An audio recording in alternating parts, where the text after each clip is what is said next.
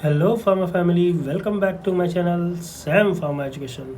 तो कैसे हैं दोस्तों आप लोग? उम्मीद करता हूँ अच्छे होंगे। फ्रेंड्स, तो आज हम डिस्कस करेंगे आपका कार्डियोवैस्कुलर सिस्टम से रिलेटेड निमोनिक्स, जिसका जो है ये पार्ट 1 है। तो बिना किसी देरी के दोस्तों स्टार्ट करते हैं। टॉपिक नंबर 1 है आपका एक्यूट एमआई यानी मायोकार्डियल इन्फार्क्शन ट्रीटमेंट। एक्यूट मतलब होता है जो काफ़ी ज़्यादा हो, गंभीर हो, ठीक है। उसके ट्रीटमेंट के लिए कौन कौन सी ड्रग्स यूज़ होती हैं उसकी ट्रिक है, ठीक है। तो उसकी ट्रिक क्या है? गोवा कॉलिंग, ठीक है। ये काफ़ी आसान रहेगा आप लोगों के लिए, गोवा कॉलिंग याद रखना, ठीक। तो जी से आपका हो गया ग्लिसरल ट्राइनाइट्रेट, ओ से हो गया ऑक्सीजन, ए से हो गया आपका एस्पिरिन, एन सी से हो गया साइक्लोमॉर्फ। तो ये था आपका एक्यूट एमआई ट्रीटमेंट के लिए जो ड्रग्स यूज होती हैं उसकी ट्रिक, ठीक है। ऑप्शन नंबर 2 पे anti arrhythmics for AV node. Anti arrhythmic drug कौन सी यूज होती हैं एवी नोड्स के लिए, ठीक है। तो उसकी ट्रिक है बैड वेंट्रिकल्स नीड ट्रीटमेंट, ठीक। याद रखिएगा ये trick, bad ventricle needs treatment.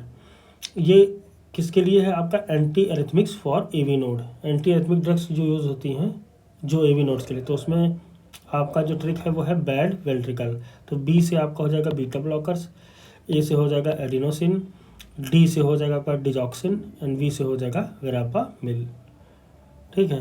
तो ये थी आपकी trick for anti arrhythmic for ये थी आपकी trick anti arrhythmic for AV nodes. फिर आते हैं थर्ड ऑप्शन पे, coronary artery disease risk factor. मतलब कोरोनरी आर्टरी डिजीज जो होती है उसके रिस्क फैक्टर कौन कौन से हैं जिनके कारण कोरोनरी आर्टरी डिजीज हो सकता है, ठीक है।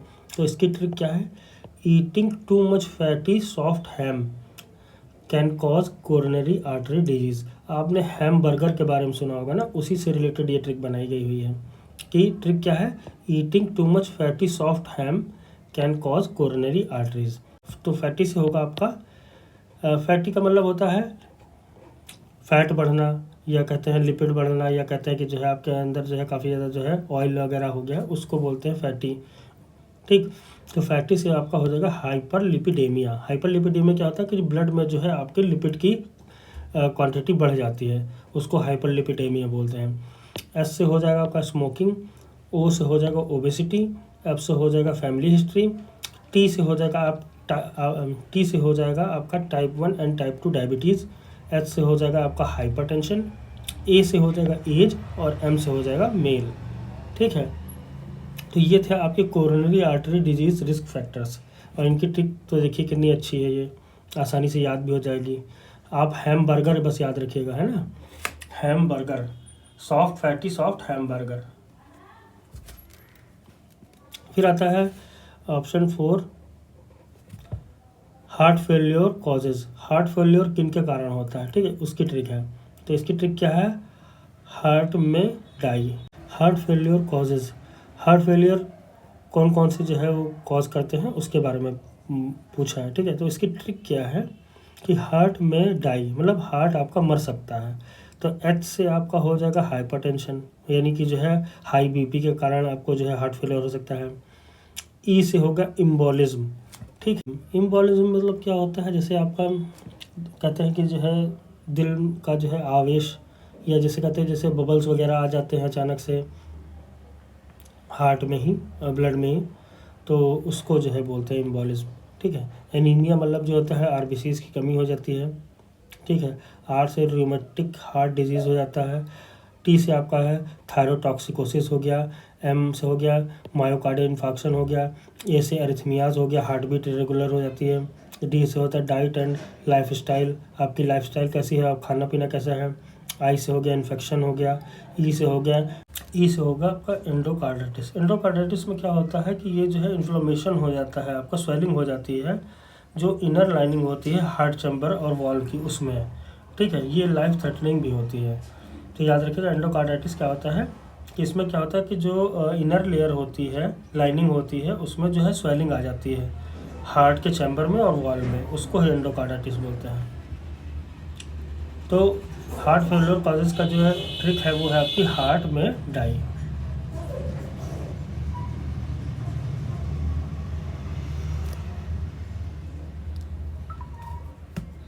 फिर आते हैं आपका ऑप्शन नंबर 5 पे, एंजाइना प्रेसिपिटेटिंग फैक्टर।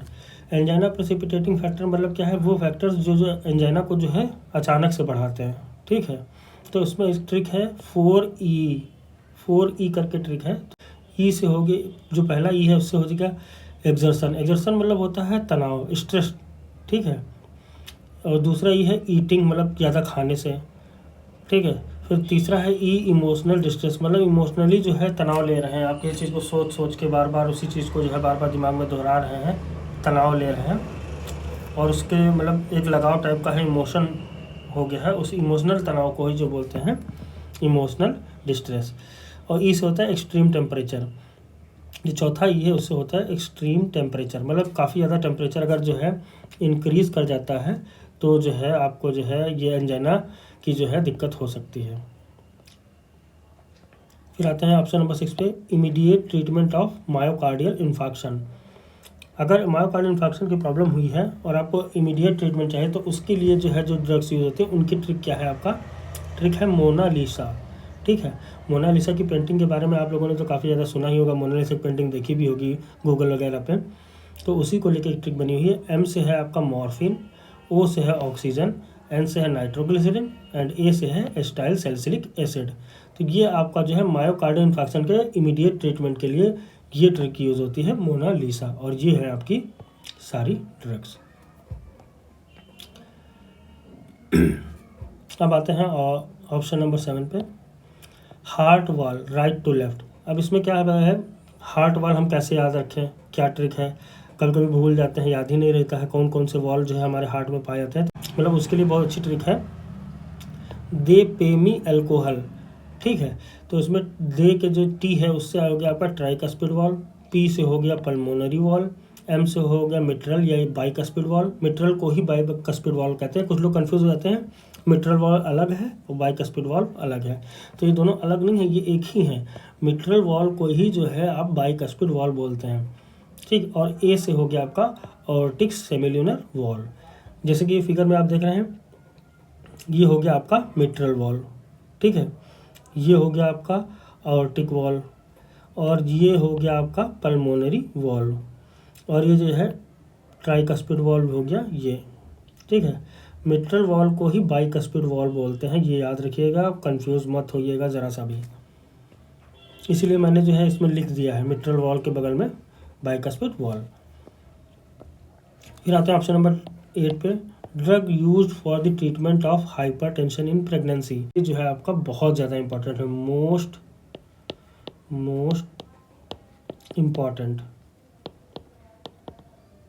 ये बहुत पूछा जाता है आपका किसी भी जो है फार्मेसी एग्ज़ाम में, मान के चलिए जीपैट हो गया आपका, जो है एग्जिट एग्ज़ाम मान के चलिए इसमें भी पूछा जा सकता है, और आपके जो है फार्मासिस्ट एग्ज़ाम है, टीआई है, इन सब में जो है ये इससे रिलेटेड क्वेश्चन बहुत बहुत बहुत बार पूछे गए हैं, पूछे जाते हैं।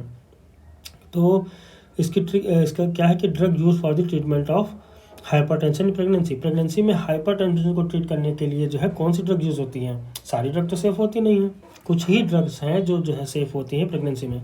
तो उसकी ट्रिक है आपकी better mother care during hypertensive pregnancy. तो बी से आपका हो गया बीटा ब्लॉकर्स, एम से हो गया मिथाइल डोपा, सी से हो गया क्लोनिडीन, डी से हो गया आपका डाई हाइड्रोपिरिडीन, एच से हो गया आपका हाइड्रालाजिन एंड पी से हो गया आपका प्राजोसिन। तो ये आपकी जो है सेफेस्ट ड्रग मानी जाती हैं प्रेगनेंसी में हाइपरटेंशन के लिए, ठीक है। तो ये याद रखिएगा, better mother care during hypertensive pregnancy, ये ट्रिक है आपकी। फिर आते हैं ऑप्शन 9 पे, drugs for bradycardia and hypotension, ठीक है।